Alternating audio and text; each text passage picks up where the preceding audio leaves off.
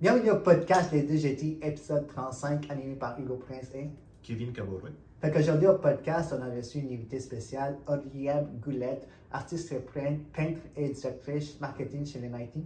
Oui, c'est une boutique que vous connaissez peut-être si vous habitez à Montréal qui s'occupe de réintroduire des vêtements qui ont marqué les années 90. C'est une boutique vintage. Exactement, fait qu'on a parlé de son parcours en tant que peintre, puis du côté marketing, comment est-ce qu'elle vend ses toiles. Oui, et elle a un parcours très intéressant. Elle met l'authenticité au cœur de sa peinture. On vous invite à aller la découvrir. Exactement.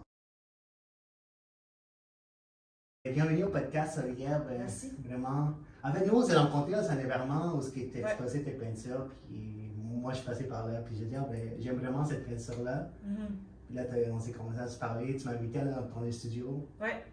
Ça fait-tu longtemps que tu fais la peinture? Ça fait environ 3 ans, un peu moins de 3 ans. Ouais. Puis, fait que c'est relativement récent, sauf que quand j'étais plus jeune, j'avais fait un peu de peinture au secondaire dans les cours et tout. Mais j'ai toujours fait de l'art, mais la peinture, c'est environ 3 ans. Puis je touche du bois, mais j'ai réussi à en faire quand même beaucoup. Puis, je suis quand même productive, si on veut, dans la créativité et tout. Fait que 3 mois full-time, pas mal. Tu as commencé quand tu avais 9 ans, genre, hein? Ouais, mais en fait, j'ai commencé à faire de la musique quand j'avais 9 ans. Dans les bandes, Ouais. Puis, fait que, j'ai fait de la musique, après j'ai fait un peu de photo.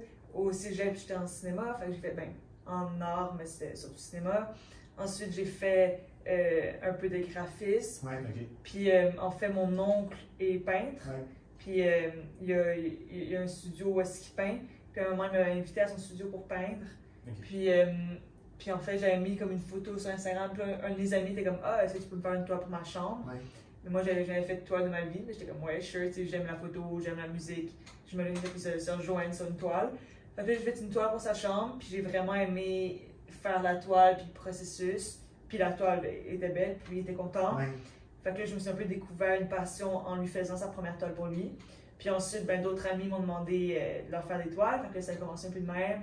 Puis après, j'ai créé mes réseaux sociaux. Puis là, c'est là qu'un peu que c'est parti. Quand tu dis ton oncle qui est peintre, il était-tu comme un peu peintre, il vendait les toiles ou c'était plus genre pour les plaisirs? Mélange des deux, il vend des toiles, mais c'est pas son occupation principale. Ok. Mais il est très artistique, il a fait de l'art beaucoup. Fait que c'est sûr que c'est un peu une sorte de mentor, si on veut, dans le sens qui est du côté technique un peu. Puis moi, j'aide plus du côté marketing, parce que lui, il est moins marketing. Ouais. Fait que moi, j'aide là-dedans, puis lui, il m'aide un peu plus technique. Fait qu'il vend des toiles, mais il est moins comme. Business, genre? C'est ça, exact. Ok. Tu as mentionné que tu es allé au cégep et tu as étudié en graphisme. C'était-tu un programme ou c'était comme... Non, mais en fait, j'ai pas étudié en graphisme, j'ai étudié en cinéma. Ok, en Puis, mais en fait, c'était art, lettres et communication. cinéma. Toi aussi? Ouais. Puis, t'étais où? Ben, t'étais. Édouard. C'est ça. Mais nous, j'étais à Grasset, puis c'était un peu genre. Art et communication, c'est beaucoup centré sur le cinéma, comme j'avais beaucoup de cours de cinéma. Ouais. Fait que j'ai touché un peu au graphisme dans les projets personnels, Ouais. mais sinon, c'était moi aussi genre du cinéma qu'on faisait, mais reste c'était quand même assez ouvert pour que j'intègre un peu mes éléments créatifs, artistiques à moi dans des projets divers. C'est cool. Mais Ouais. qu'est-ce qui t'a attiré des arts, genre, parce que tu dis ton oncle qui est peintre, est-ce que c'était juste que dans ta famille, vous êtes des artistes, ou juste quelque chose qui t'a tout le temps attiré des arts, que ce soit la musique, le cinéma, la peinture?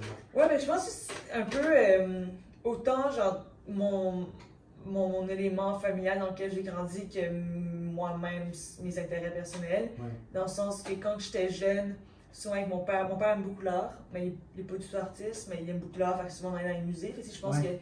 que inconsciemment, si à 7 ans j'allais dans les musées, sûrement ça m'a affecté d'une manière ou d'une autre. Mais c'est sûr que la manière dont je voyais l'art à 7 ans, c'est différent de la manière que je vois l'art maintenant. Mais reste, ça m'a quand même affecté, je pense. Puis sinon, ma grand-mère est musicienne, fait qu'elle c'est elle qui m'a fait ma première guitare à 9 ans. Ouais. Fait que c'est comme ça en fait que j'ai un peu développé ça. Fait que ça m'a été un peu donné. Ouais. Puis après, mais tu sais, exemple, j'ai une soeur qui elle aussi, on lui a donné un piano, mais elle a fait un an puis c'était pas son truc, fait qu'elle a passé à autre chose. Alors que moi, ça a un petit peu resté avec moi. Puis c'est après que j'ai pu explorer d'autres formes d'art justement comme la photo, le graphisme, tout ça. Mais c'est sûr que si j'ai à part mon oncle, il y a personne dans ma famille directe qui est un artiste. Fait que ça a été un peu de moi-même de créer mon réseau d'artistes une fois que j'ai vieilli. Puis sinon, tous mes intérêts qui allaient directement dans l'art dès que je pouvais. Est-ce que tu fais Avant, tu donnes des cours de guitare aussi. Ouais, Moi, j'ai une guitare, mais c'est vraiment pas bon. Non? Non. Ouais, mais ça, c'était. Mais en fait, je t'ai vu dans cette vidéo, tu jouais de la guitare, tu t'es mis. Ah, ouais, merci, mais ça Ouais. doit faire longtemps, là, ça fait. Je sais pas, ça fait peut-être 200 ans dans ton Instagram. Ok, ouais. Oui, oui, je m'en rappelle de la vidéo. Mais, ouais, en fait, c'est quand j'ai commencé à donner comme des petits cours de guitare pour le fun, parce que je jouais depuis 9 ans. Ouais. Puis, si je savais. Puis, moi, j'ai pris beaucoup de cours, fait que je savais qu'est-ce que j'aimais moins dans les cours. Ouais. Puis, tu sais, fait que je redonnais ces cours-là un peu. Puis, ça fait que c'est un peu comme une première job, si on veut. Ok, là. ouais, c'est Mais ça. non, c'est fun, mais là, je dois avouer que en ce moment, à cause de la peinture, j'ai moins de temps Le temps. de. Tu pratiques-tu encore ou? Un peu, mais là, c'est rare, justement. Ok. Tu sais, avant, c'est chaque jour, plusieurs heures par jour, mais maintenant, tu sais, je veux dire, je suis relativement occupée, fait que quand Ouais. je reviens chez moi, j'ai fini une grosse journée de peinture, mon instinct va pas être d'aller jouer de la guitare nécessairement, mais ça me manque. Tu sais, Ouais. c'est sûr que je veux le faire, mais c'est peut-être par paresse ou quelque chose que je le fais pas, mais dès que j'ai l'opportunité, j'en fais. C'est genre un peu, ouais. Je suis juste curieux parce que tu as mentionné aussi la photographie, aussi le cinéma. Si tu devais faire un top 3, mettons, de tes pratiques artistiques, qu'est-ce que tu dirais? Ben, peinture, Ouais. évidemment. Ouais. 2, musique, je dirais. Ouais. Parce qu'il reste que la musique influence beaucoup mon art. Oui. Uh-huh. Ouais, fait que ça reste que même si j'en pratique pas, ben j'en écoute chaque jour, puis même quand je peins, j'écoute de la musique automatiquement, donc c'est sûr que ça m'affecte. 3e, je dirais, parce que j'ai fait quand même beaucoup de photos, Mhm. fait que, tu sais, je m'y connais un peu en photo, mais c'est peut-être pas nécessairement la forme d'art qui m'a permis le plus de m'exprimer comme la peinture ou la musique. Fait que j'ai peut-être photo, sinon graphisme, j'en ai pas fait beaucoup, mais j'ai beaucoup aimé ça. Puis encore là, pour la peinture, même si c'est pas genre du graphisme direct que je fais, souvent je vais incorporer des aspects. Tu sais, mettons, quand j'ai fait mon exposition l'an passé, faire mon flyer, je vais pas juste prendre une photo pour faire ça. Tu sais, je voulais incorporer des éléments de graphisme. Ouais. Fait que, tu sais, j'essaie justement de quand même l'incorporer quand je peux. Tu sais, j'ai quand même, grâce justement que j'ai un peu j'ai un peu d'expérience là-dedans, fait que je me connais un peu avec Photoshop, Illustrator, tout ça, fait que j'essaye dès que je peux en mettre dans mon art, ben j'en mets. Fait que je dirais que la 3e serait graphisme, mais sur un grand angle un peu. Ouais. Ok. Mais tu parlais de musique parce que genre à 8 ans, t'as acheté ton premier CD des Ouais. chansons de père. Fait que c'est quelque chose qui t'inspire la musique. Ouais. C'est quelque chose qui fait partie de quand tu peintures aussi, genre. Ouais, exact. C'est sûr que mais ça. Quand que je peins, c'est un peu un automatisme pour moi de mettre de la musique. Ouais. Puis, ben, c'est super Jackson 5, souvent, ça va être genre du soul, du funk, que je mets des choses quand même rythmées. Puis, je pense que ça se voit à travers mes toiles, à travers les mouvements dynamiques, les couleurs dynamiques que j'utilise. Fait que c'est sûr que ça m'affecte. Puis, j'ai une belle relation avec la musique, si on veut. Puis, j'aime découvrir de nouveaux artistes. Ouais. Fait que souvent, même quand que je peins, je peins sans mettre de la musique que je connais, Ouais. pour pas me laisser emporter dans la musique, puis plus être concentré sur la toile. Ouais. Fait que souvent, je vais mettre comme des albums ou des mix déjà faits sur Spotify d'un genre de musique. Ouais. Puis je vais me laisser inspirer par des nouveaux artistes, une belle chanson. T'achètes-tu encore des CD? Non. Non. Attends, est-ce que? Non, ben j'ai des vinyles, j'écoute Ah encore ouais? des vinyles. Ouais, Mais ouais. CD, là, Non, pas vraiment. c'est non. pas les pages, genre? Ouais, Spotify. Ah, ouais. ok. Est-ce que tu connais Delaunay? Oui. Oui. Euh, Ok. Quand je regardais tes toiles, ça me faisait Ah penser ouais? à ça. Ouais. Ok, je sais c'est pas. intéressant. Ouais, c'est inspiré. Ok. Mais t'as quand même des toiles là, qui sont inspirées des chansons comme Maelstrom, qui est inspiré par chansons Ouais. de Midnight City, puis la toile Wa, inspirée par Flight Like an Eagle. Ouais. Tu t'inspires. Est-ce que ça te donne aussi une inspiration pour les noms en même temps quand tu écoutes la chanson?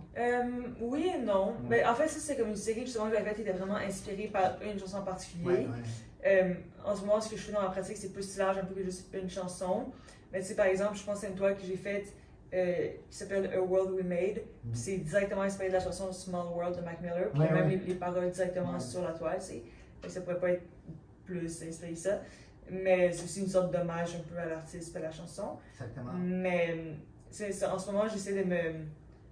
J'ai l'impression que quand, mettons, je fais des toiles inspirées d'une chanson en particulier, des fois, peut-être ça peut un peu mettre des contraintes à ma créativité. Puis si, exemple, je veux rajouter une couleur parce que mon instinct me dit de la rajouter, mais que je trouve pas que ça fait avec la chanson, ben je vais pas le faire. Puis Ok. je veux pas me contraigner justement à faire ça. Ok. Donc, des fois, je me donne ce défi-là. Puis des fois, c'est un peu automatique. Tu sais, j'aime une chanson, puis je vais la mettre en boucle, puis ça fait 3 heures qu'elle joue. Fait que directement, je veux dire, inconsciemment, même la toile est inspirée de Ouais. la chanson. Mais sinon, c'est plus un style en particulier qui va m'inspirer.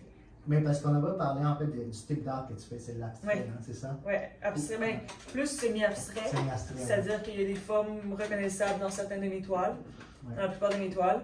Puis, mais ouais, semi-abstrait. Mais pourquoi en fait tu as choisi comme l'abstrait, semi-abstrait? Qu'est-ce qui t'a inspiré de ça? Ben, je pense que déjà, ce que j'aime dans le semi-abstrait, c'est de pouvoir, et dans l'abstrait, c'est de pouvoir laisser les gens qui voient mes toiles, laisser comme libre cours à leur imagination, puis qu'eux puissent voir ce qu'ils veulent voir. Ouais. Je veux pas leur donner tout cru, ah ben voici un paysage, puis tu dois avoir une maison, puis tu dois avoir un oiseau, puis je veux que les gens se laissent, se laissent vraiment, si on veut, à la découverte de la toile, puis qu'ils voient qu'est-ce qu'ils veulent voir, qu'est-ce qu'ils doivent voir.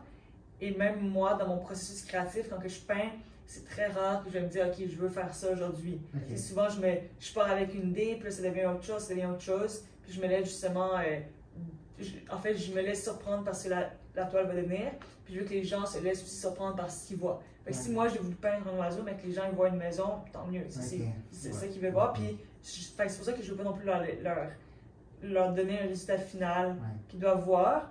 Mais reste que je trouve ça quand même intéressant, justement, dans le semi-abstrait, mettre des formes qui peuvent être reconnues, mais laisser les gens explorer. Tu sais, justement, j'ai exemple une toile que c'est un aigle, mais il y a des gens qui vont voir autre chose qu'un aigle. Ouais. Mais pour moi, c'est clair que c'est un aigle. Pour des gens, c'est clair que c'est un aigle. Mais pour d'autres, ça va être complètement autre chose. Puis c'est ça que je trouve le fun aussi, tu sais. Tout le monde voit qu'est-ce qu'ils veulent voir, puis ils se laissent impressionner par la toile à la manière qu'ils veulent, puis affectés par la toile au niveau qu'ils veulent aussi.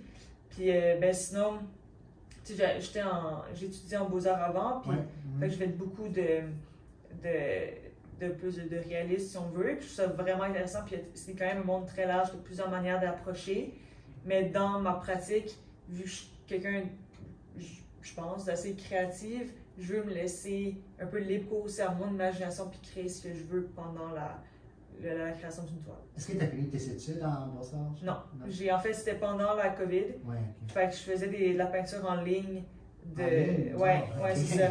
Fait que c'était pas super motivant. Ouais. Puis en même temps, j'avais entendu parler d'un autre programme qui m'intéressait plus. Fait que j'ai fait le switch. Ok. C'est quoi l'autre programme? En fait, c'est pas un programme à l'école, c'est un programme en tant que tel qui s'appelle La Factory. Ok. Tu connais? Oui, j'ai fait Bertrand de. Comment ça s'appelle? Il faisait une formation pour les gens impliqués dans le cégep, quelque chose. Ah ouais. J'ai Ouais, fait- c'est, il travaille beaucoup avec des cégeps. Puis, Ouais. Ben en fait, ouais, vas-y. J'allais demander, c'est laquelle des formations que tu fais? Ben en fait, ils ont plusieurs formations, ça, pour un peu plus contractuel, si on veut, genre t'as une certaine durée et tout. Mais le petit programme, c'est le pause, qui est Ouais. pour. Exact. En fait, c'est ça que j'ai fait. Ok. Puis c'est pour 20, on était une vingtaine d'élèves, élèves de tout âge. Ouais. Puis c'est pendant 4 mois, ou 3 mois, je pense que c'est 4 mois. Puis c'est autour de la science de créativité. Fait que tu apprends à développer ta créativité. Puis après ça, tu fais un stage de quelques mois qui est vraiment dans un domaine comme appliqué dans ce qui t'intéresse. Ok. Fait que tu apprends beaucoup sur toi puis dans le domaine que tu veux travailler. Fait que là, j'ai fait ça. Mais ça dure 4 mois de formation puis 3 mois de stage. Puis ensuite, là, je suis retournée à l'UQAM. Je commençais un bac par cumul en art et communication. Mais là, depuis, en fait, il y a eu comme des gros changements dans les dernières semaines. Parce que là, j'ai commencé aussi un autre emploi. Félicitations. Merci. Puis, fait que là, en fait, j'ai annulé beaucoup de cours pour pouvoir faire ça, puisque là, on peut dire que la peinture, c'est un peu weird de dire que la peinture c'est mon travail vu que c'est ma passion, mais reste que comme dans les termes, ça reste aussi mon travail. Ouais. Je mets un nombre d'heures plus gros que 30-40 heures semaine là-dessus. Mon autre travail, c'est 30-40 heures aussi. Fait que c'est avoir 2 jobs à temps plein. Ah, wow, ok. À plus école, c'est un peu beaucoup. Ouais. Fait que j'ai juste un cours à l'école pour terminer un certificat. Ouais. Mais sinon, on verra l'an prochain si je retourne ou quoi. Mais là, pour l'instant, je focus sur le travail. Mais tu mentionnais comme la peinture en ligne, c'était comment? Genre, je trouve ça un peu bizarre. Ouais, vraiment. Ben, moi, j'ai la chance d'avoir un studio. Ouais. Fait qu'au moins, je me rendais au studio pour peindre. Mais tu sais, on était sur Zoom, puis je voyais tout le monde qui était en train de peindre dans leur chambre. Puis tu sais, c'est horrible. Là. Ah, mais toi, t'avais ton studio là? Ouais, c'est ça. Mais tu sais, le reste, on était genre caméra fermée. Tout le monde est caméra fermée. Ok. La prof était là, genre.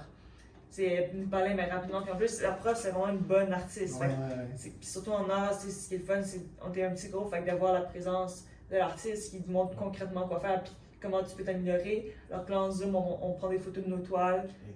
Tu sais, c'est pas du tout pareil. Fait que c'est pas le bon. C'était pas le fun. Non, je comprends. Je pense que, en fait, pour beaucoup de cours en ligne, c'est différent que les cours en présentiel. Là.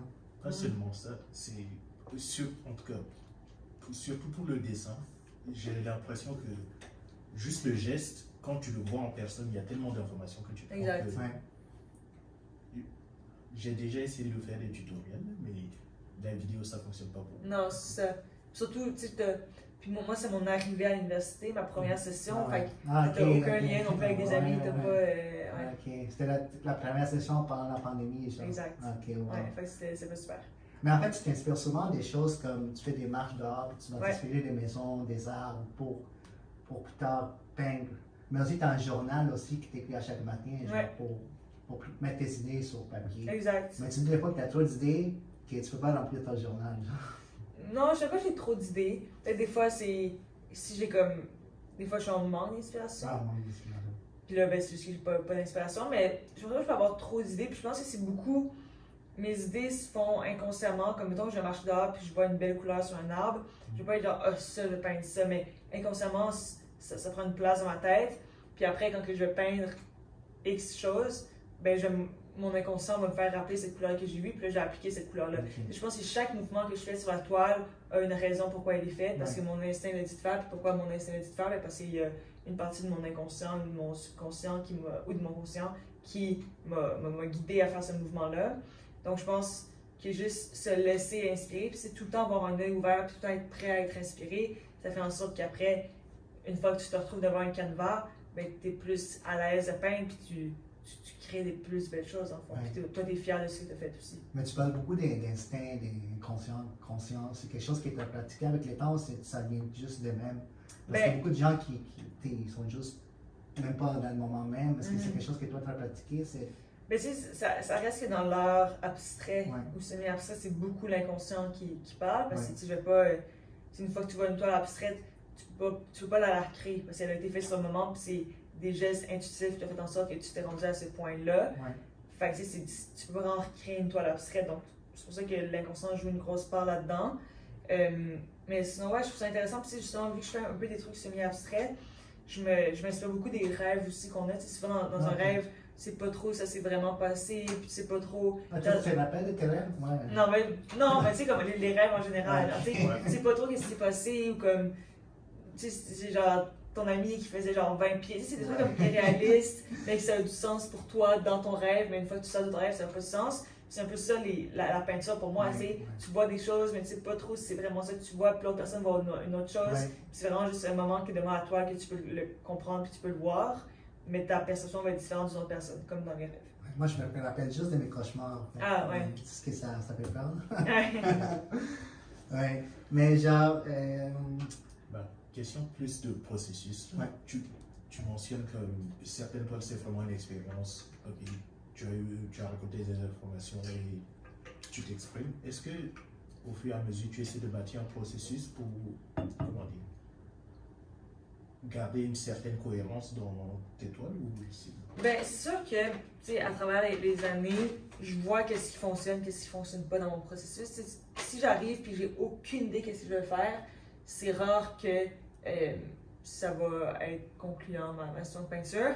Puis souvent, quand je fais des éléments de peinture en direct, là, il faut que je fasse. Tu sais, je vais jamais finir l'étoile en 2 heures dans direct, mais je vais la commencer. Puis si je veux quelque chose d'intéressant aussi pour les gens qui la voient, puis que moi je sois fière de ce que je fais, ce qui fonctionne, c'est quand j'arrive avec une idée concrète. Tu sais, puis pas nécessairement, je vais mettre tel bleu puis tel rouge, mais juste me dire, exemple, récemment dans mon dernier événement, tu sais, je partais avec un fond clair, puis après j'allais vers le foncé, puis je vais vraiment faire un mouvement comme si tu partais, puis après tu t'en vas. Fait que le mouvement était clair, les teintes étaient claires environ, puis ensuite, je me laisse inspirer, tu sais. Mais si je vais à mon studio, puis que je me retrouve devant un canevas, puis que j'ai aucune idée de ce que je fais, parfois ça va fonctionner, mais c'est rare. Donc, tu sais, je sais un peu qu'est-ce qui fonctionne bien pour moi. Puis, tu sais, aussi avant, maintenant j'en prends un peu moins, mais je faisais beaucoup aussi de commandes. Les gens ils me disaient exactement. Ils me disaient qu'est-ce qu'ils voulaient sur leur toile. Mais c'est encore là, s'ils me disaient, OK, moi je vais avoir un rond vert autour, puis après du rouge, après du jaune, ça n'allait pas fonctionner. Mais si tu me dis, j'aime les couleurs chaudes, j'aime quand il y a un mouvement circulaire, là, moi je peux créer en me laissant inspirer par ça, mais sans devoir je vais pas faire comme un portrait de ta fille. Tu sais, ça doit quand même rester quelque chose d'assez... d'assez... Quand il n'y a pas de restriction, tu es prêt à pas de travailler avec ça? Genre. Ben, il y a une certaine limite. Je pense que les contraintes aident à la créativité. Ouais. Justement, c'est pour ça que quand moi j'ai une idée comme que je veux partir du pâle puis aller au foncé, ben, ça m'aide à ma créativité parce que je sais ce que je veux faire.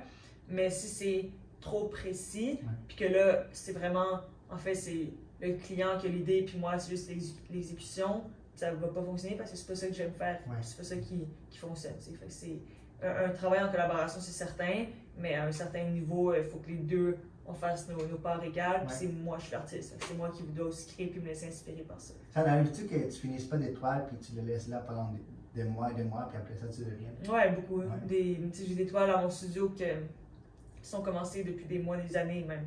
Puis puis j'ai commencé, puis c'est pas beau, fait que je l'ai laissé. Ben, c'est pas beau. Dans mon opinion, c'est pas ce que j'avais en tête. Puis là, j'en ai une en particulier dans ma tête que j'avais mis aussi plein de matériel dessus. Fait qu'il avait mis comme du ciment dessus. Fait qu'elle est vraiment grosse et tout. Puis, mais c'était pas ce que je voulais à ce moment-là. Fait que là, dans le coin de mon studio, peut-être qu'à un moment, je vais avoir une idée. Puis là, il y a déjà comme une structure de ciment. Peut-être que je vais en rajouter. Puis ce qu'il va voir. Mais sinon, j'ai une toile que ça fait depuis que j'ai commencé à peindre. Fait que 3 ans, puis c'est 16 pouces par 20 pouces. Puis elle, en fait, à chaque fois que je finis de peindre puis qu'il me reste un peu de peinture, avant d'aller laver mes pinceaux, j'essuie mes pinceaux là-dessus pour comme gaspiller moins de peinture.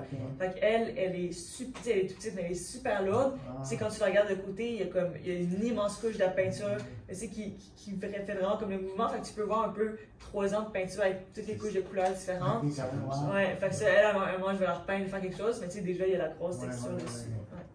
Mais tu utilises souvent genre plein d'outils comme des spatules, ou tu parlais de ciment, du papier de journal, ou des balles de golf. Genre, c'est fascinant, genre, tu peux prendre juste quelque chose, puis tu peins avec, genre, une balle de golf. Puis ben c'est encore là que ça vient comme le plaisir un peu de me laisser guider par mon inspiration, puis de pas me mettre. Le résultat final, c'est de voir un. Là, en fait, j'ai commencé depuis quelques mois à peindre avec des pinceaux, ce que je faisais pas avant. Tu peinturais juste avec... Avec beaucoup de spatules. Mais tu sais, des spatules, ça peut être aussi comme beaucoup d'instruments de cuisine. Puis après, je peignais avec ça, des peignes, des balles de golf. Je me suis moi-même créé un outil de comme... J'ai pris une planche de bois de comme 6 pieds. Puis là, je me suis acheté un bout de caoutchouc, puis j'ai taqué le caoutchouc sur le bois. Fait que ça fait comme une immense spatule, si on veut. Ça n'a pas trop fonctionné, là, mais c'est une expérimentation.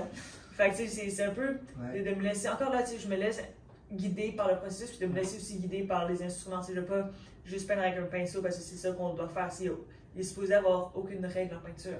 Fait que même avec les outils que j'utilise, ça rentre directement là-dedans. Tu as mentionné plusieurs fois dans le podcast que tu utilisais un studio. Je suis curieux de savoir l'histoire de comment ça a le studio, hein? Non.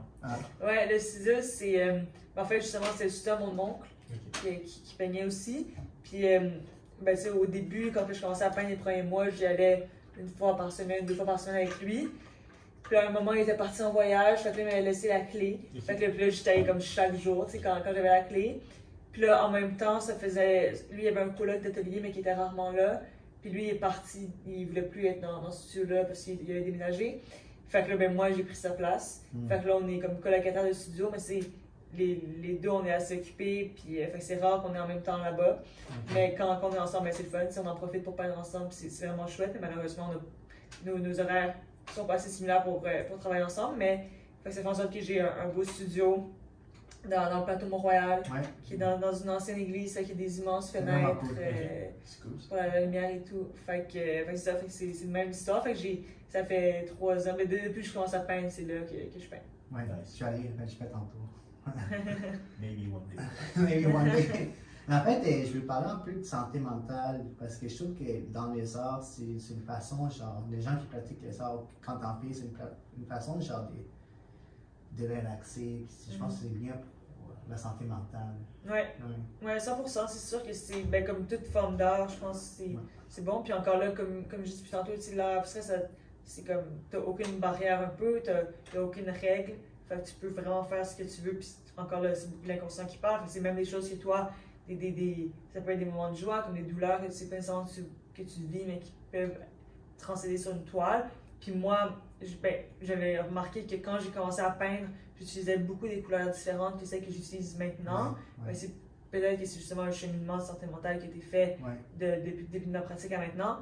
Puis après, mais c'est sûr qu'il y a aussi un truc qu'on parle pas souvent, c'est que quand ta passion, donc pour moi la peinture, devient ton emploi, ça peut être un peu toxique comme relation parce qu'une fois que tu dépends de ça comme revenu pour vivre, t'as plus de plaisir. C'est ça, il n'y a plus de plaisir. Fait que c'est de trouver. Puis ça a été pour moi un problème aussi pendant presque 3 ans, tu sais, le ça va, mais de justement trouver comment faire pour peindre. Parce que des fois, je me retrouvais à peindre devant une toile, puis c'était juste, ok, qu'est-ce que les gens vont aimer, et qu'est-ce qui va faire en sorte que je vais pouvoir vendre la toile.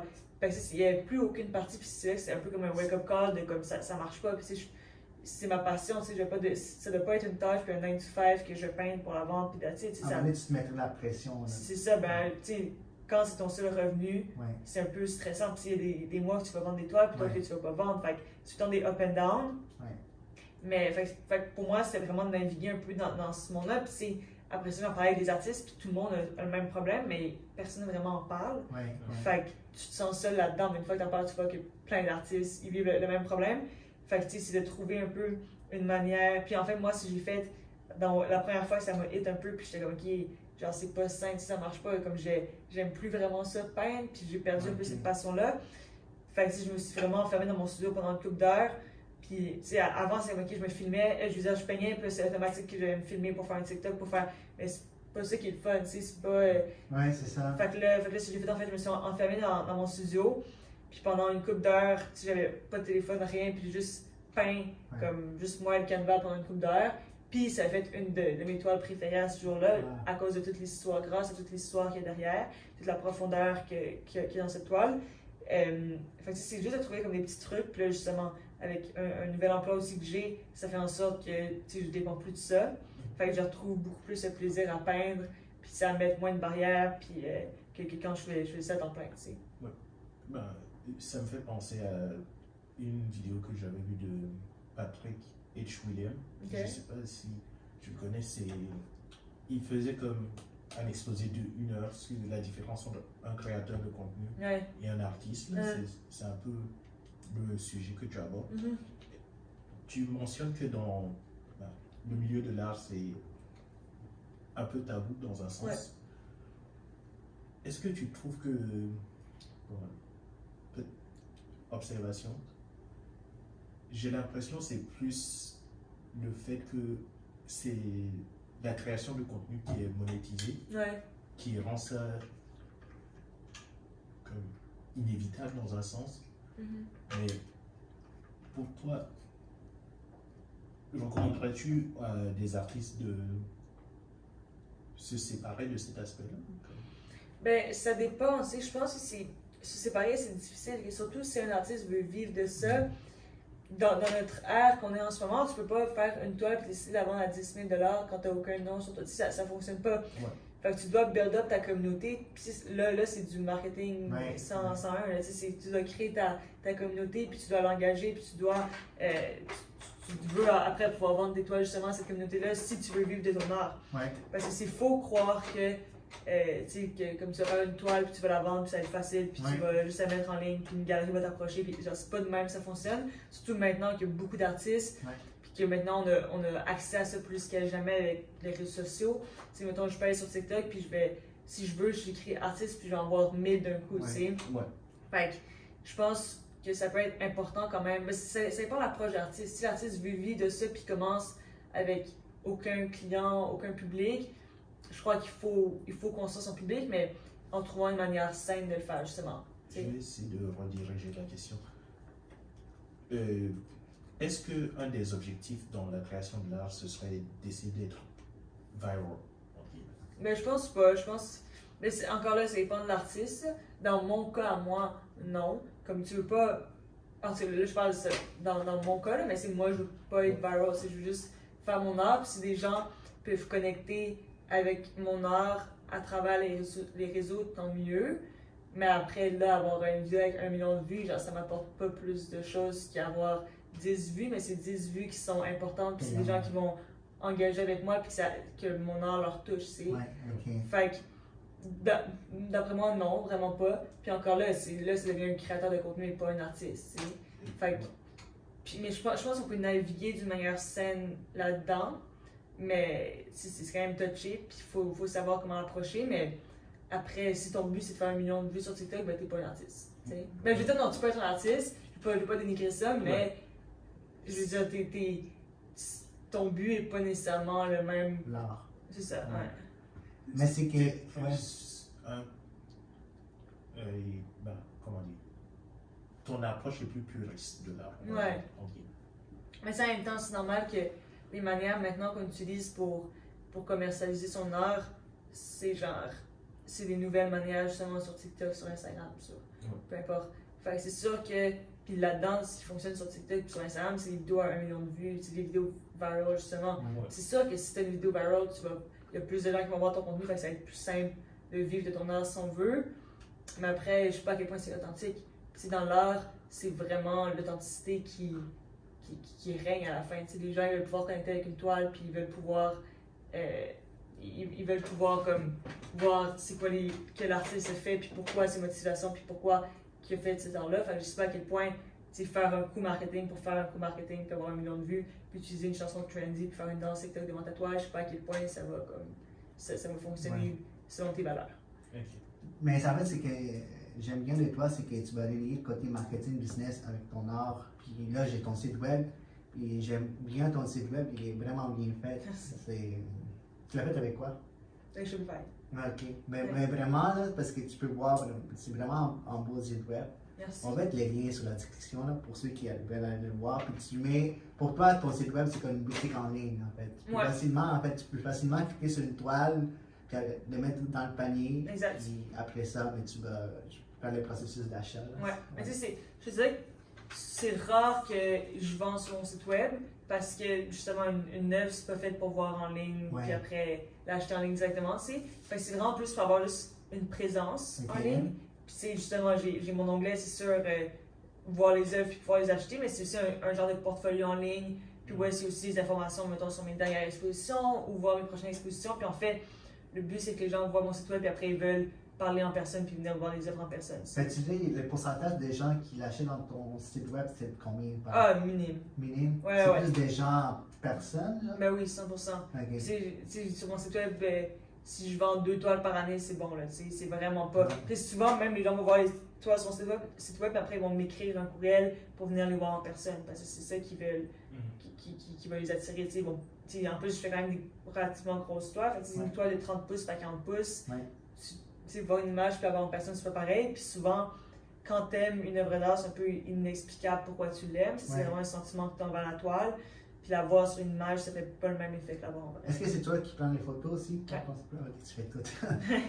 Mais genre, parce que, en même temps, il y a quelqu'un, parce que ton art, tu dis qu'il voyage beaucoup. Si en même temps, il y a quelqu'un en Allemagne, il faut qu'il soit ici pour venir l'acheter ou qu'il vienne en voyage, genre touriste, puis il voit ta toile de même. Comment est-ce que ça dépend. Justement, mais encore là, si mettons en Allemagne, mes clients d'Allemagne, c'est pas nécessairement du monde qui va aller voir mon site web et qui vont en acheter une directement, mais ils vont en aimer une, ils vont m'écrire, ils vont demander plus de photos, une vidéo. Okay. C'est comme quand même pour avoir plus que juste une présence en ligne puis avoir le lien avec l'artiste aussi directement. Okay. Mais sinon, sinon du monde, c'est récemment j'en ai vendu une comme au Texas, puis c'était un couple qui était à Montréal une fin de semaine, puis ils ont vu mon art, ils sont venus voir. Mais c'est tout le temps comme des choses un peu. Ils ont vu ton art comment? Il était affiché, en fait ça fait comme 1 mois, puis il était affiché dans genre un magasin. Ils étaient venus voir. Puis après ils sont venus voir. C'est tout le temps comme des petits trucs comme ça. Tu sais, ça m'est déjà arrivé de juste mettre une photo sur Instagram, quelqu'un outre-mer m'écrit, puis je lui ship directement.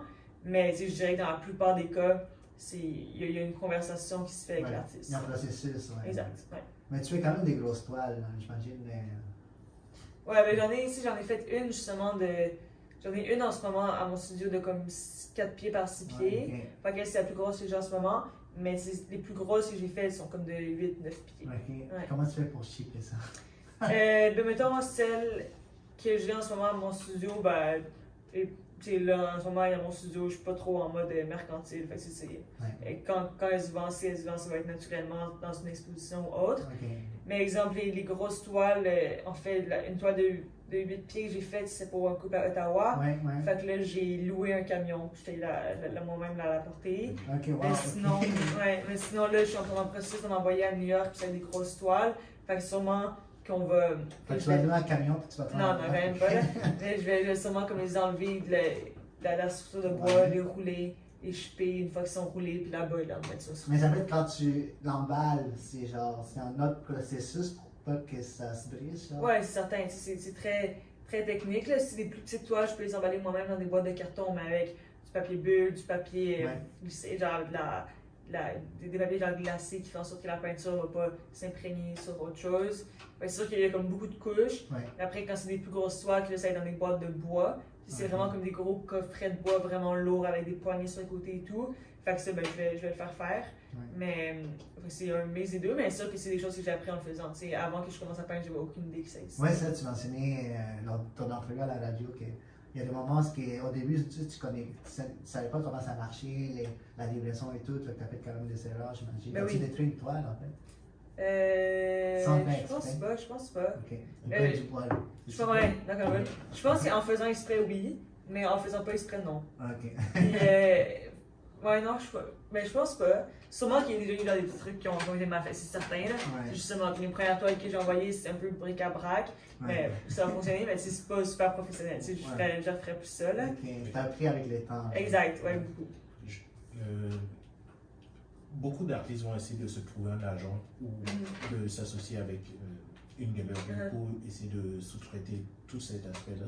Pour toi, c'est-tu un choix personnel? C'est-tu un processus que tu commences? Ouais, ben encore là, c'est drôle que c'est en ce moment l'entrevue, parce que depuis genre 3 semaines, il y a tellement eu beaucoup de changements dans la vie. Puis comme si on l'avait fait toutes 3 semaines, les réponses ont été complètement différentes. Mais en fait, par rapport à ça, il y a souvent les artistes qui vont aller dans les galeries. Puis là, il y a les galeries, ça fait en sorte qu'ils vont faire tout ton marketing pour toi. Puis toi, tu fais les toiles. Puis c'est ça, après, tu leur donnes plus pour le marketing. C'est ça, c'est un travail en collaboration, mais encore là, voir quelle galerie avec qui tu travailles. Puis là, en ce moment, moi, c'était vraiment pas dans ma tête, puisque je faisais mon marketing, ça allait bien. Que j'avais aussi, j'avais le temps de le faire, j'avais des bons clients, j'avais des bonnes manières de le faire, puis ça fonctionnait bien. Mais là, justement, puisque j'ai commencé un nouvel emploi il y a 3 semaines, j'ai moins le temps de faire ça. Puis si je peux prioriser quelque chose dans ma pratique artistique, ça va être la peinture plus que le marketing de mon art. Fait que là justement, en même temps, ça a tout a été aligné. Il y a une galerie qui m'a contacté il y a quelques semaines, puis on s'est rencontrés. C'est une nouvelle galerie à Montréal. Puis il n'y a rien de final encore, mais on est comme sur une bonne lignée. Fait à voir, sûrement qu'on va travailler ensemble prochainement pour justement eux qui déléguer un peu ce travail de marketing. Puis encore là, pour moi, si j'allais en galerie, c'est vraiment important qu'il soit une galerie avec les mêmes valeurs que moi, pas une galerie mercantile qui veut faire de l'art commercial puis le vendre puis d'assister à ça aussi. Puis après ma rencontre avec les propriétaires, nos valeurs ont vraiment l'air de s'enligner ensemble. Fait on a des prochaines réunions qui arrivent dans les prochains jours, mais après ça, si tout va bien, je risque de commencer avec eux, mais rien n'est encore certain. Ok, ben tu peux mettre en affaire avec eux pour qu'ils se chargent de ta promotion et tout. Mais c'est souvent ça, les galeries, c'est ce qu'ils font. Mettons, c'est plus moi qui vais contacter mes clients quand ils vont venir faire des visites de studio, tout ça. Tout va être à la galerie, puis tu vas directement à la galerie, puis c'est eux qui deal la toile avec toi, puis qui la ship, puis qui tout ça, tu sais. Parce que tu es capable de faire du Facebook payant aussi. C'est pas juste que tu postes quelque chose d'organique. J'ai vu que tes promotions, des ads, tu es capable de faire ça. Est-ce que tu as pris ça juste de même ou c'est quelque chose que... Ben, encore là, c'est comme oui, je peux faire des promotions Facebook, mais c'est sûr que ça a fonctionné dans le passé, mais c'est peut-être 1 sur 4 qui fonctionne, puis ça a beaucoup d'argent dépensé. Puis après, c'est aussi comme. C'est pas super organique, puis c'est un peu. Ça m'aide à trouver des nouveaux clients, mais après, en même temps, je veux dire, plus que je peins, plus que je fais aussi des grosses toiles, puis le prix va avec, c'est plus cher, puis c'est vendre une toile qui a un certain prix en ligne. C'est pas très naturel, je trouve. Fait que c'est sûr que ça a marché, là, j'en ai pas fait depuis un petit bout, mais... Mais t'es capable de targeter des gens spécifiques. Ouais, exact. Ouais, ben c'est en le faisant, c'est pour mon public. Au début, c'était mes amis qui achetaient mes toiles. Fait que là, mon public a évolué, puis c'est plus vraiment mes amis qui achètent mes toiles. Fait que c'est de trouver, moi, mon public, en ce moment, c'est les adultes, puis moi, genre, je connais quelques adultes, mais je traîne pas avec eux vendredi soir. Fait que c'est comme de trouver justement un nouveau public, puis comment que je peux les atteindre. Ouais, tu veux tout le temps aller voir de nouveaux clients, un nouveau public. Est-ce qu'il y a un profil en particulier qui t'intéresse dans ta clientèle? Ben, tu sais, Honnêtement, moi, j'ai pas non plus de comme clientèle fixe. Puis faut que tu sois Des là-dedans. gens qui ont de l'argent. Ouais. C'est un bon début. Là. Non, mais non, mais en même temps, même pas parce que justement, je veux que l'art soit accessible. Ouais. Fait que si, mettons, en faisant comme des collaborations que commande sur net 35$, qui est comme je peux donner une partie de mon art à travers ça, Ok. vraiment plus accessible. Tu sais, je fais aussi des affiches à 35$, fait que Ouais. c'est accessible. Mais c'est sûr que c'est pas comme une préférence de public ou peu importe, mais naturellement, ça fait en sorte que c'est les adultes, mettons, entre 45 et 60 ans qui achètent mon art parce que je suis aussi très présente en ligne. Fait que Ouais, c'est souvent quand même des gens qui vont avoir une présence en ligne, Mhm. fait que sur Facebook ou Instagram, surtout Facebook justement, oui. où c'est un peu plus âgé. Mhm. Puis sinon, c'est ça, du monde avec un travail stable, souvent ils ont comme des petites familles, puis là, ils ont une maison qu'ils veulent avoir de l'art dedans. Tu sais. Parce que ta toile des cavaliers est à 1400, parce qu'elle est plus grande. et tout. Ouais, exact. Ben, c'est une façon de voir la question du public. Là, j'imaginais plus que. Est-ce qu'il y a quelqu'un de ton entourage à qui tu t'adresses, mettons, quand tu fais une de ces peintures? Moi, par exemple, je fais aussi de la photographie, mais c'est plus en. Je pense souvent qu'est-ce que mon père dirait, parce qu'il il a fait de l'architecture et de l'urbanisme. Ok. Et je fais de la photographie de bâtiment, donc Ouais. je me dis, ok, peut-être pas celle-là, Ouais. mais Ben, je me pose la question. mais justement, puis ça, encore là, un peu dans ce que je disais tantôt, quand c'est le net toxique, puis Ouais. que je me disais, ok, qu'est-ce que mon public va dire, c'est mon public va aimer ça, telle couleur. Fair. Fait que j'essaye de pas en avoir justement, parce qu'après mon art vient de moi, puis Ouais. je veux pas nécessairement plaire au monde dans mon art. Tu sais, si j'en vends, tant mieux, mais c'est pas Ouais. pour ça que j'en crée. Ouais. Fait que tu sais, c'est sûr qu'il y a eu des périodes de ma vie que je crée, puis je me dis, ok, mais là c'est beau, puis qu'est-ce que les gens vont penser, puis mais après, tu sais, une fois que je suis comme dans un bon état mental, je réalise que c'est pas ça qui est authentique à moi. Fait que tu sais, j'essaye le moins possible. C'est sûr que parfois il va y avoir des influences, mais reste que le moins possible. Puis j'essaie que ce soit vraiment un produit 100% fait par moi, puis pas influencé par ce que mon public aime. Je sais pas si c'est un chandail que Non, lui, non. Parce que tu le tenais. Mais en fait, tu fais beaucoup de collaborations qui. En fait, j'ai payé pour, là. Mais c'est un beau chandail que tu m'as donné. Ouais.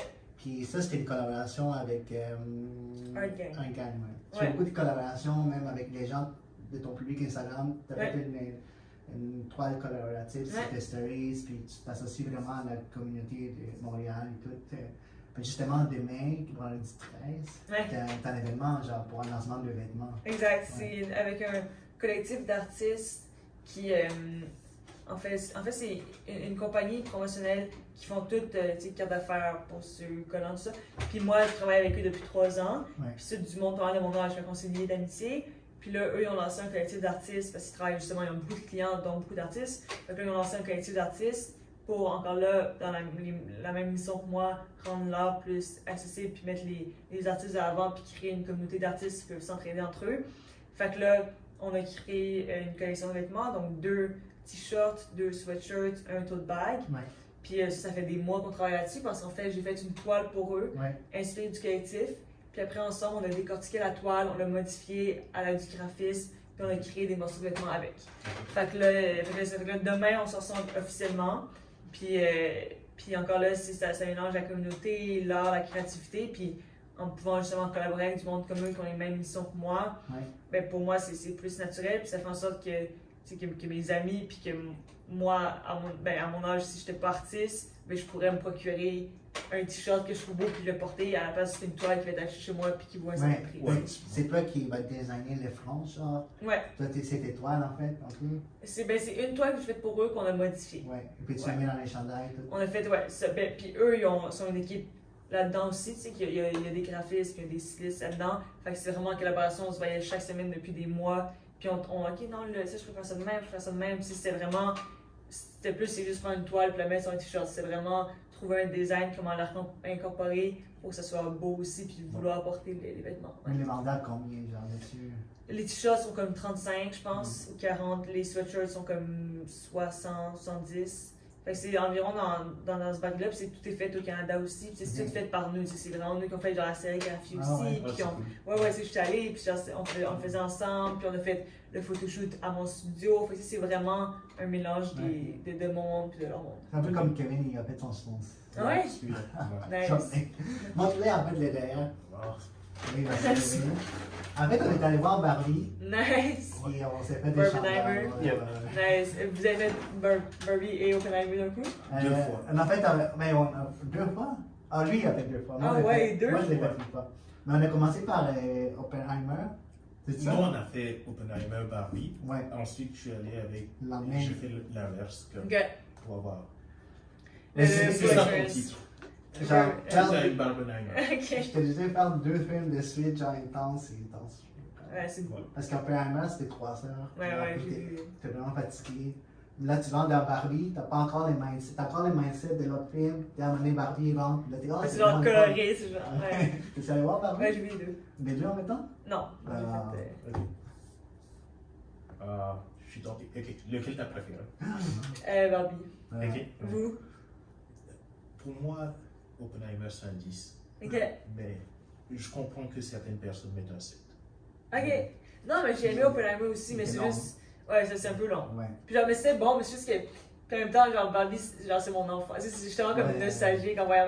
Puis comme, honnêtement, une fois que j'ai vu Barbie, j'ai comme, genre, mid, whatever. Mais après, en y repensant, j'ai comme, non, c'était vraiment bon, tu sais. Oui, oui. Il y a Mais- ce côté-là. Ouais. Et il y a aussi. Comment dire? Je trouve que Barbie partait sur une bonne base, mais Oppenheimer, c'est l'idée de. Comment dire? Faire un podcast avec un super grand budget. Parce qu'au final, c'est juste Ouais. une discussion, le choix. Ouais, Je trouve c'est vrai. ils ont réussi leur affaire, fait que je suis comme, ok, chapeau 10. Ouais. T'as dit ça en regardant Rose? Non. Ah, Ouais, ben, j'étais ouais, genre, la j'étais chambre rose. la seule au cinéma qui était. En plus, c'était rempli. Il n'y avait pas un seul jeu libre. Puis Ah. j'étais la seule avec mon ami, les deux n'étaient pas en rose, mais tout le monde était en rose. Ouais, moi j'avais la chambre rose en plus. Ah ouais, hein? Ouais, mais j'étais vraiment surpris par Barbie. J'ai vraiment aimé. Ouais, c'est bon. Ouais, c'était bon. Ouais, vraiment. En fait, on va parler pour. Avant ça, juste, je suis pas sûr, est-ce que c'est moi qui ai manqué, mais est-ce que tu as mentionné le nom du collectif? C'est place publique. Ouais. Ok. Ouais. Merci. On va parler en fait pour terminer le podcast de qu'est-ce que tu fais en ce moment comme directrice marketing chez les Nike. Ouais. Nike. En fait, c'est quoi les Nike? En fait, Nancy, c'est un espace vintage, un magasin vintage avec des vêtements, caméras, tout ça vintage. Et c'est un espace multidisciplinaire où est-ce qu'on fait beaucoup d'événements. Donc, Ouais. moi, j'avais fait une exposition d'art l'an passé. Donc, il y a beaucoup d'expositions d'art. Ça fait qu'on travaille beaucoup étroitement avec des artistes pour les mettre de l'avant dans nos locaux. Puis on travaille aussi avec des artistes plus à l'international. Comme là, il y avait Angèle qui était venue il y a quelques mois Ouais. pour faire un pop-up shop là. Fait que on est très, très ouvert, très flexible. Puis notre but, c'est autant de redonner le goût un peu d'acheter des vêtements vintage. Puis à travers ça, on fait toute la conscientisation de quand tu achètes un chandail au H&M versus au Nike, c'est quoi la différence. Et aussi, on travaille avec des experts en vêtements vintage. Ouais. Fait que nous, on offre une sélection des années 90. 90, ouais. Puis qui va être la meilleure sélection qu'on a avec les meilleures pièces des années 90. Puis on est aussi justement un espace locatif, soit pour des événements privés que pour des événements présentés par le Nike, où est-ce qu'on met des artistes de l'avant, puis on fait pas mal tout. Là. Fait que là, tu t'occupes du marketing, tu promouvois l'espace et tout. Et ouais, là, ça fait 3 semaines environ que je suis là. Puis avant, j'étais consultante marketing pour des artistes émergents. Ouais. Fait que, justement, vu que moi, en pratique, j'avais beaucoup appris en le faisant, j'avais fait beaucoup d'erreurs. Fait que j'aidais des artistes qui commençaient autant dans leur démarche artistique que dans leur marketing que dans leurs problèmes techniques, si on veut. Fait que là, c'est un peu, ça allait bien, puis l'équipe du Nancy, c'est mes amis. Ouais. Fait que là, ils m'ont offert le poste, puis c'est un peu ce que j'ai fait depuis des années, mais pour le Nancy. Fait qu'en étant directrice marketing, c'est tout coordonner ce qui est par rapport à l'image de marque, aux événements qu'on fait. C'est tout comment que le Nancy en fait est perçu, Ouais. autant en magasin que dans les réseaux sociaux, puis tous nos partenariats, nos connexions avec la communauté, avec les artistes, avec les autres compagnies, etc. C'est où à Montréal, ça? Saint-Denis, Marianne. En fait, entre Mont-Royal et Marianne sur Saint-Denis. Ok, good.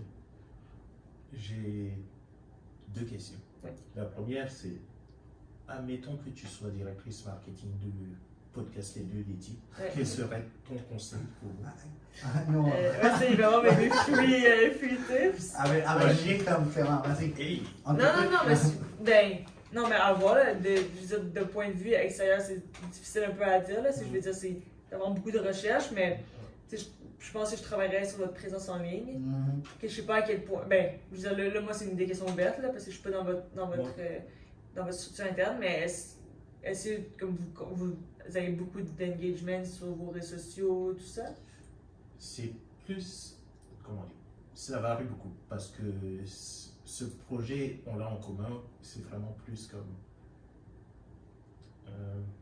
c'est une dynamique différente. Ouais. Moi, par exemple, j'anime un balado de recherche et d'autres émissions de radio. J'ai une mini-audience, on va dire, qui est habituée de suivre certains de mes projets, qui se transfère peu à peu ici. Mais notre engagement, je dirais, on n'a pas tant de reach que ça. Ouais, mais on commence. Mais en fait, moi, j'ai commencé en 2016, des podcasts d'événements, jusqu'à 2020.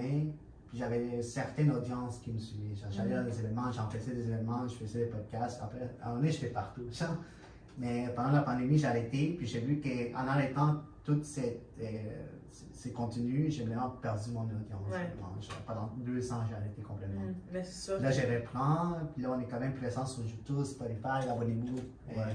Puis c'est juste que des fois, je mets des vidéos, puis il y a des vidéos qui pointent, puis il y a d'autres vidéos que j'arrive pas à comprendre pourquoi ça fait des vidéos. Je suis vraiment, ouais. Fait que, tu sais, on bâtit ça, mais on est juste 35 épisodes, puis c'est quand même, parce que là, on va se rencontrer bientôt pour voir dans quelle autre plateforme on peut genre, mettre notre contenu, mais là, on a commencé à faire des Reels, des Shorts, on fait du contenu pour Facebook, puis Instagram, puis là, peut-être TikTok, mais TikTok, c'est genre voir qu'est-ce qu'on peut mettre. Et dans nos vidéos, on s'adapte à la plateforme, on a des formats verticaux, parce que partout c'est vertical maintenant, avec des sous-titres, parce que c'est comme ça que ça marche. Parce que c'est beaucoup de travail aussi, genre s'adapter à chaque plateforme. Puis chaque plateforme a une mentalité différente. Genre, sur LinkedIn, c'est différent que sur Facebook, Instagram, c'est différent. Fait la plupart de notre audience, c'est des gens qu'on connaît, qui nous ont dit, des amis, tout ça, mais on bâtit petit à petit, genre. Bah, je vais essayer de peut-être rendre ça plus facile à commenter. On a une dynamique assez particulière. Hugo, il fait beaucoup de commentaires sur les expériences qu'il a vécues avec les personnes, etc. Moi, je suis beaucoup plus orienté sur des sujets de recherche, mettons. Est-ce que comment tu trouves cette dynamique et qu'est-ce que tu conseillerais pour améliorer la qualité des conversations?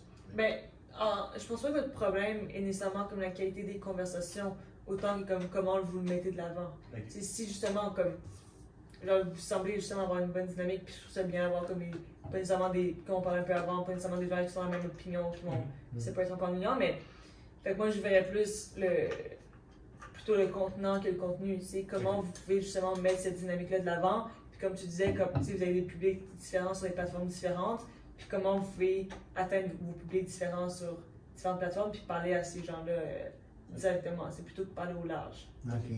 Oui. C'est noté. Deuxième question.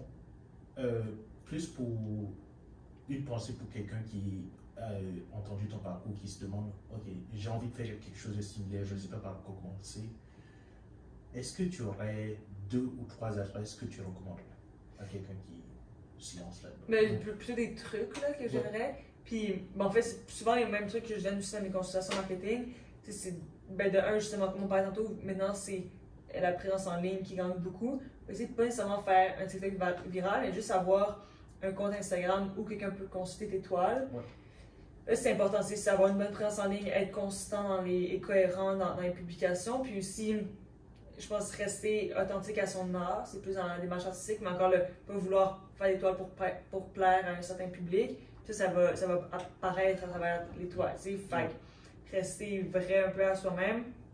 Puis sinon, moi, un truc que je vois qui marche beaucoup, que je fais, puis que peu de gens font, c'est de faire beaucoup de démarchage. Il ne faut pas avoir peur d'écrire un courriel un artiste qu'on trouve cool pour aller dans son studio, ou mettons, là, j'en viens du Vermont parce que j'ai été invité pour aller peindre là-bas, mais c'est moi qui l'aurais écrit pour aller peindre. C'est comme de faire beaucoup de démarchages. Initiative.